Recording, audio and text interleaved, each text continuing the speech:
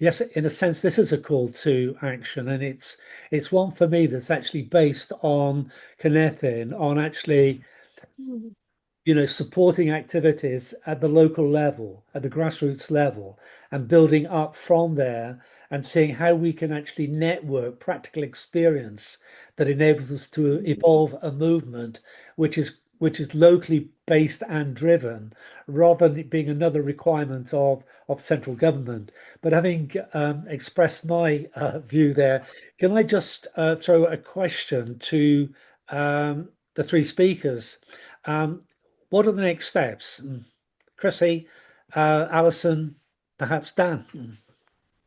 If I could jump in and just talk about, I think that yeah, this is absolutely crucial. It'd be really interesting hearing from both the speakers. So, as I mentioned earlier, so on the 21st of October, we're publishing a social enterprise stakeholder groups manifesto for the social enterprise sector. Um, One of the key asks within that is embedding social enterprise, social business models within education. So we would definitely, if there's any collaboration we could do along that in terms of, our recommendation is about, exploring this further, how can we embed it, kind of asking the question.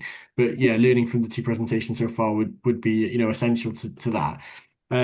One of the case studies we talk about there was Role Models, which is a social enterprise in Wales, which is doing lots of, really good work.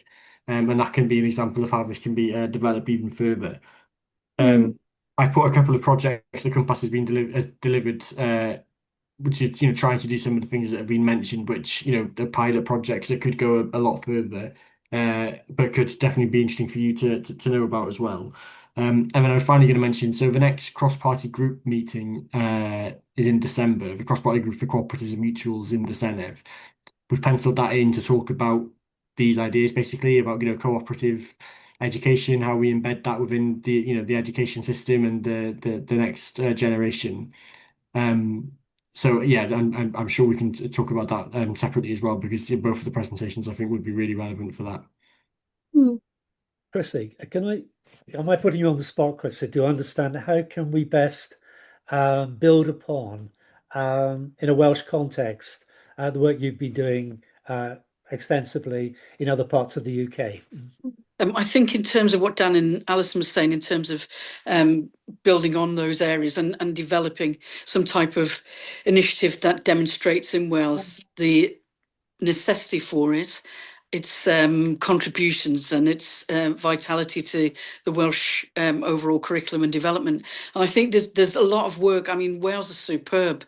They're a community that we in Sheffield have always looked up to be honest, in terms of playful learning. You know, the richness of the work that you do, as Alistair said, in terms of your children's rights and voice participation, all of those things. You have the building blocks already to use a suite of schools, a cluster of schools to develop on. And we'd be very happy to come over to you and work alongside you and develop that work as well in terms of it, because we'll learn a lot from you. And I'm sure the things that we've been learning, the evaluation we've been doing with the universities our end, we could share across as well. So we'd be more than happy to do that. We'd be delighted, to be honest. Can I just, in the context, can I just put a quick plug in for the cooperative group? Uh, I was fortunate to be able to attend a members event on Saturday in Cardiff, and I was talking to a lot of young mothers who work for the group at various levels in different roles about how their reach into the community through their community activators. Uh, that connection that they have with local primary schools working around fair trade and related activities, how that might be a starting point in getting an embryo network together that encompassed different parts of Wales rather than it all being focused in in the south. So that is part of a discussion that is beginning now with the cooperative group, who've been very helpful in the past in sharing knowledge and information that they've been able to make in the English context, but unfortunately not in Wales. So this might be an opportunity for the cooperative group and being able to draw in some of their resources to help us move this project forward.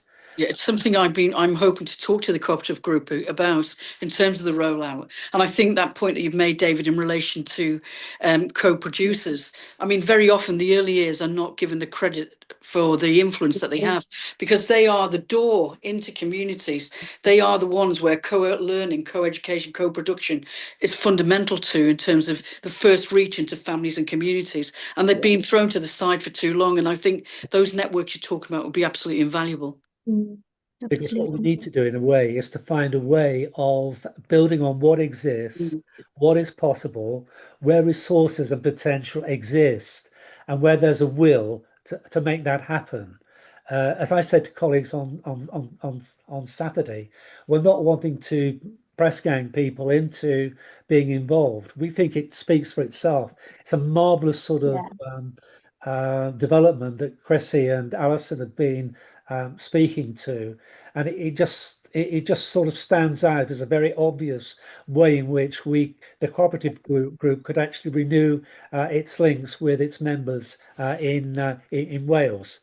I'm looking at the clock now. I'm just wondering if Zoe or Jackie would like to make any comment or contribute in any way before we bring the meeting to a close. Well, on that, I will close the meeting. We're 1 minute, 2 minutes now overdue. David, I'm sorry, can I just add as well that we had Gareth Thomas, the Minister for Small Businesses and Cooperation, come to Sheffield and is endorsing this initiative and has brought it back into central government to see if it can roll out. So there may be opportunities there to support Wales as well from central government perspective. I should have said that at the beginning. Yes, that was Sorry. a key A key one. A key. Thank you, Chris. Thank you very much for that. In fact, on a local note, Bill Pinn, who's a member of ours from Abergavenny, I think he knew Gareth when he was in his infancy. Wow. He might have been involved in a court youth club that Gareth was part of. So, on that light note, I'll finish the meeting and thank you, Thank you. to Chrissy, Alison, Dan, Jackie for joining us from North Wales, and Zoe for ably managing the slides. Thank you. Good night. Thank you so much indeed. It's lovely to see you all. Bye-bye. Bye. Bye-bye. Thanks, Bye. everyone. Bye. Thank you.